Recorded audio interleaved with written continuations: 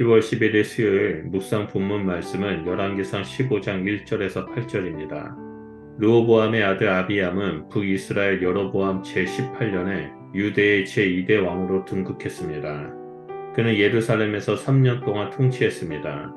이처럼 분열 왕국 각 왕의 통치 도입부에는 통치 기간뿐만 아니라 상대국 왕의 통치 연도를 제시하여 당대 왕들을 비교 대조할 수 있게 해줍니다.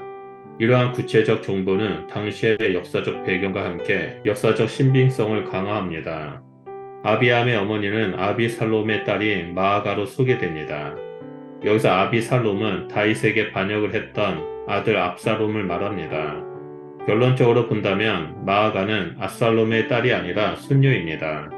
히브리어로 딸이라는 단어는 딸뿐만 아니라 손녀, 중손녀 등 여자 자손을 뜻합니다. 압살롬에게는 다말이라는 딸이 있으므로 마아가는 그의 딸이 될 수 없습니다. 역대하 13장 2절에서 마아가를 미가야라고 부르며 기브아 사람 우리엘의 딸임을 알리는 것을 볼 때 압살롬의 딸 다말과 기브아 사람 우리엘 사이에서 태어난 딸이라는 결론에 이릅니다. 아비암은 모친 덕에 르호보암의 총애를 한몸에 받으며 왕위에 오른 것으로 나타납니다. 아비암의 통치 내용에는 그가 악한 왕이었다라는 평가만 나옵니다. 왕의 평가는 11개의 특징으로 분열 왕국 각 왕의 통치 도입부에서 이어서 언급됩니다. 평가 내용은 각 왕이 여호와의 눈에 선한 왕 또는 악한 왕이었는지에 대한 판정입니다. 슬프게도 유다와 8명을 제외하고는 영국의 나머지 30여 명의 왕들은 모두 악한 왕으로 평가됩니다. 이와 같은 왕들의 악과 불순종은 역사 속에 반복되어서 각 왕국의 멸망으로 연결됩니다. 본문의 아비암의 평가는 구체적으로 부친 르호보암과 조부 다윗의 삶에 비추어 조명됩니다. 먼저 아비암의 악은 그가 부친이 저지른 모든 죄를 행하는 데서 나타났습니다. 죄를 행했다라는 말은 죄 안에서 걸었다라는 말로 아비암이 앞서간 부친의 발자취를 따라 죄의 삶을 지속했음을 묘사합니다.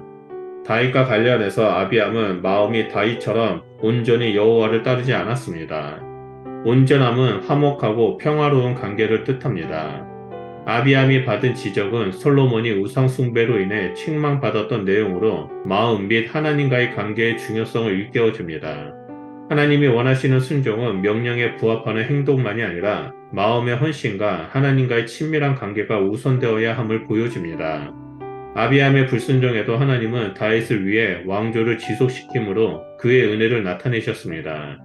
예루살렘에서 다윗 왕조의 후속의 지속성은 다윗 앞에 항상 허락된 등불로 비유되었습니다. 등불의 약속은 하나님이 다윗에게 이미 선언한 것으로 하나님이 이를 신실하게 이행하고 계심을 증명합니다. 이 약속의 근본은 하나님이 이전에 다윗과 맺은 언약에 있습니다. 열왕기 저자는 이 언약에 암시된 하나님의 은혜를 상기시킵니다. 다윗의 정직과 순종의 삶은 여호와의 말씀을 기준 삼았기에 칭찬을 받습니다.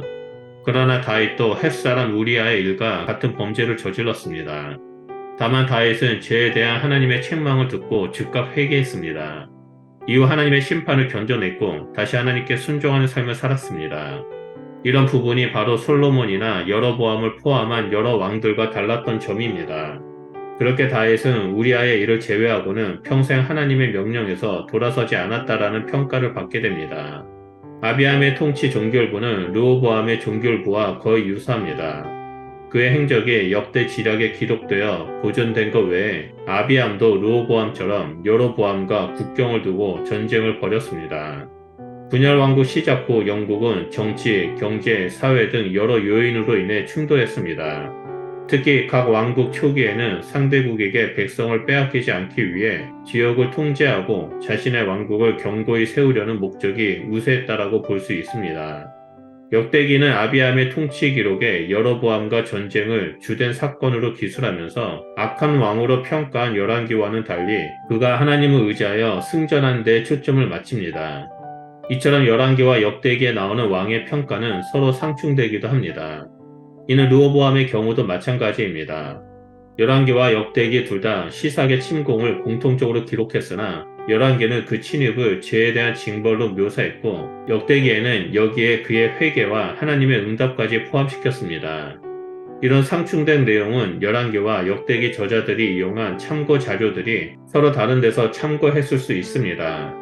그러나 무엇보다 저자들의 관점과 강조하려는 의도가 다른 것이 가장 큰 요인이라 할 수 있습니다. 열왕기가 목표로 한 1차 독자 청종은 포로가 된 이스라엘 백성이지만 역대기의 청중은 포로 기환자의 공동체입니다.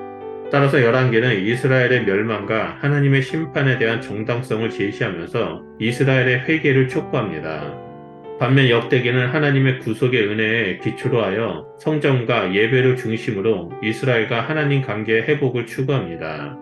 그러나 두 책 모두 다윗 언약을 신실하게 지키신 하나님의 은혜를 부각합니다.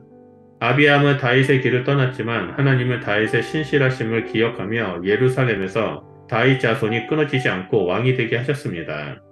이는 다윗이 완벽해서가 아닙니다.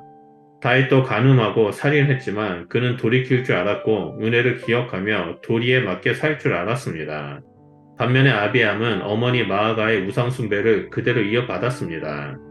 다윗의 온전한 신앙 정통이 이젠 솔로몬과 르호보암을 거치면서 거의 자치를 감추었습니다.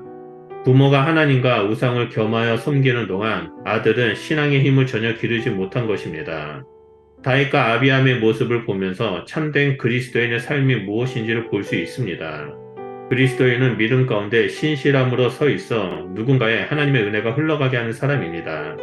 부모의 신실함 때문에 자녀가, 선배 신앙인들의 신실함 때문에 후배들이, 직장과 학교 내에서 신실함 때문에 주변에 있는 동료들이 하나님의 은혜를 접할 수 있습니다. 우리의 신실함이 가정과 사회에서 하나님의 은혜를 흘려보내고 가족들과 사람들이 주님 앞에 돌아오게 됩니다. 그러므로 오늘 하루도 하나님께서 우리에게 늘 신실하게 행하시는 것처럼 성도님들 역시 하나님의 신실한 자가 되시길 주님의 이름으로 축원드립니다. 기도하겠습니다. 하나님, 늘 우리 가운데 신실하심으로 다가오시고 하나님의 은혜와 사랑을 부어주셔서 감사드립니다. 하나님, 우리가 이 땅에서 살아갈 때 하나님께서 우리를 신실함으로 인도하시고 보호하시는 것처럼 우리 역시 하나님의 신실한 자가 되길 소원합니다. 우리가 신실하게 하나님만을 의지하고 하나님 말을 따를 때 하나님 우리 가운데 충만하게 임하여 주셔서 참된 그리스도인의 삶의 모습을 보이는 자가 되게 해 주십시오. 그래서 이 땅 가운데 축복의 통로로서 하나님의 신실하신 은혜를 흘려보내고 우리를 통해 많은 영혼들이 주님 앞에 돌아오는 일들이 일어날 수 있도록 역사하여 주시옵소서. 우리와 함께 해주심을 감사드리며 예수 그리스도 이름으로 기도드립니다. 아멘.